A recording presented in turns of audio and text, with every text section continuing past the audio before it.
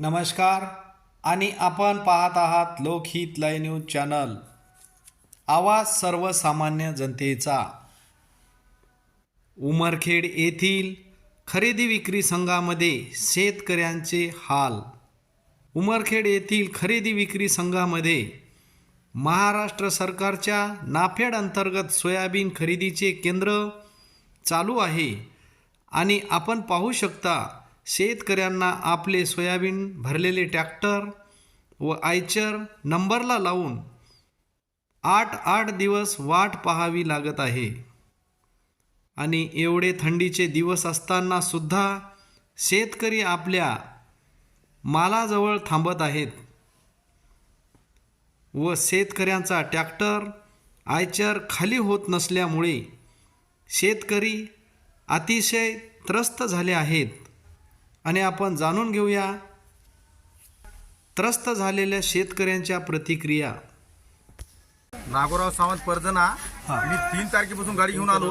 आज 7 दिवस झाले, 6 दिवस झाले तरी बी गाडी काय माझी खाली झाली नाही। मागून येऊन भोंगळा कारभारात लोक मागून 4-5 तारखेच्या गाड्या टाकून गेले आणि या खरेदी विक्री संघात आपण जे शेतकरी 7/12 ऑनलाईन करतात ते यायनं केलं नाही। बाहेर सेतूमधून करायला लावल्या, तिथं 550-100 रुपये शेतकऱ्याला भरावं लागले। इथं काही परतल लागण झाली, 300 ते 400 रुपये खर्च याला, 1,500 रुपये पेनाल्टी द्यायला लागली रात्रीची। मी चक्रधर पाटील देवसरकर, राष्ट्रीय किसान मोर्चाचा प्रदेश कोषाध्यक्ष। आज उमरखेड येथील खरेदी विक्री संघच्या आवारामध्ये आम्ही जमलेलो आहोत आणि इथं महाराष्ट्र सरकारच्या नाफेड अंतर्गत खरेदीचे सेंटर चालू आहे। आमच्या या तालुक्यामध्ये एकूण 4 ते 5 सेंटर आहेत आणि या ठिकाणी आमच्या उमरखेड तालुक्यातले शेतकरी गेल्या 8 ते 10 दिवसापासून एवढ्या ऐन थंडीमध्ये मुक्कामी थांबत आहेत। आता माननीय मुख्यमंत्री साहेबांनी त्यावेळेस सांगितलं होतं की सोयाबीनला 6,000 रुपये भाव मिळाला पाहिजे, परंतु आज 4,892 रुपये आमच्या सोयाबीनला नाफेडच्या माध्यमातून भाव मिळत आहे। आताच आम्ही या शेतकऱ्यांची व्यथा जाणून घेतली। 120 क्विंटल सोयाबीन जर आणलं तर त्याला 390 रुपये इथं आणण्याचा खर्च येत आहे आणि त्या माध्यमातून बाहेर खुल्या बाजारामध्ये 4100 रुपये सोयाबीन आहे। आता या ठिकाणी सुद्धा आम्हाला जर सोयाबीनचा काटा करण्यासाठी 8 ते 10 दिवस लागत असतील आणि आमच्या शेतामधले गुराढोराची सोय कोण करणार, त्या ठिकाणी शेतीला पिकाला पाणी कोण देणार, आमच्या घरदार सोडून आम्ही इथं थंडीमध्ये या ठिकाणी या ट्रॉलीवर भाड्याचे वाहन आणून इथं थांबलेलो आहोत। तरी आमची या सरकारला आणि प्रशासनाला विनंती आहे की तात्काळ या गोष्टीची दखल घेऊन आमच्या शेतकऱ्यांचा रीतसर पद्धतीने नियमानुसार काटा करावा आणि तात्काळ आम्हाला या ठिकाणवरून मुक्तता देण्यात यावी।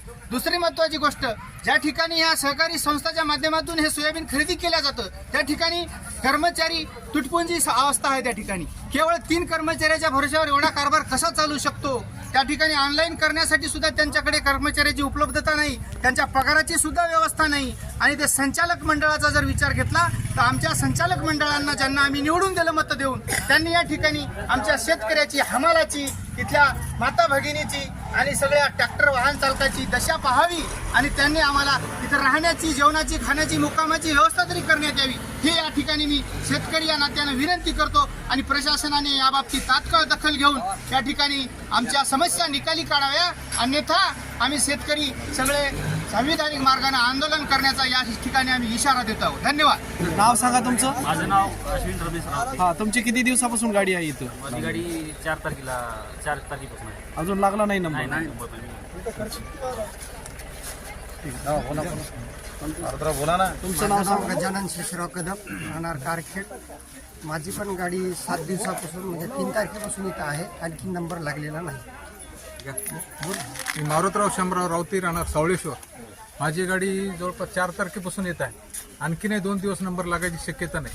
तरी प्रशासनाने लवकरात लवकर आम्हाला माल खाली करून रिकामा करावा, कारण आमच्या शेतीचे ते कामे खूप अडलेले आहेत आणि आमची एवढीच इच्छा आहे की लवकरात लवकर आमचा माल खाली काटा करून घ्या। संतोषराव कोणबाराव वानखेडे, राहणार पोपटी यांचं सोयाबीन आणि गाडी खाली झाली नाही। काय म्हणले इथले अधिकारी? काय म्हणले तुम्हाला केव्हा होणार खाली? अधिकारी सर, माझा नंबर आता लागलाय का? हा, पण आणि खाली काही झाला नाही। रात्रीच्या सायंकाळपासून नंबर लागला कालच्या आणि काय खाली झाला नाही तो बघा. आता ही होत गाडी नसेल इथं तर बंद आहे. करा म्हणा. हा का आहे ते पॉईंट हा ना करा. होत नसेल तर बंद करा म्हणा. होत नसेल तर बंद करू शकता, काही अडचण नाही. ठीक आहे. हां हां किती दिवसापासून नंबर लावला तुम्ही इथं? आणि 2 तारखेपासून 3 तारखेला समजा सकाळी आणलं लागला नाही का नंबर अजून? नाही. यानंतर जाणून घेऊया खरेदी विक्री संघाचे मॅनेजर विजय पाटील माने यांची प्रतिक्रिया. 100% सहमत आहोत आम्ही. शेतकऱ्याची दशावली आम्हाला मान्य आहे आणि विषय असा आहे की आम्ही हातबल झाले याच्या पुढे. तुम्ही शासनाला कळवलं? शासनाला कळवलं. तिथं आमच्या इथं आतापर्यंत 5118 लोकांची नोंदणी आहे. टोटल खरेदी माल आम्ही आतापर्यंत 30,000 क्विंटल घेतला. 1868 लोक शेतकऱ्याचं त्याच्यामध्ये समावेश आहे. शेड्युलिंग आम्ही साधारणतः मॅसेज दिले 3537 लोकांना. अजून 1581 लोकांना मॅसेज द्यायचे बाकी आहे आणि आमचा 25,000 क्विंटल माल फक्त डिपॉझिट झाला खरं त्या वखार महामंडळात. 5,000 क्विंटल माल आमच्यापाशी अजूनही पडून आहे. 5,000 क्विंटल माल पडून असल्यामुळे इथं आमच्या इथं काटे करायला जागा कमी पडायली. प्रत्येक पोतं थप्पीला लावल्याशिवाय दुसरी चाळणी चालणार नाही.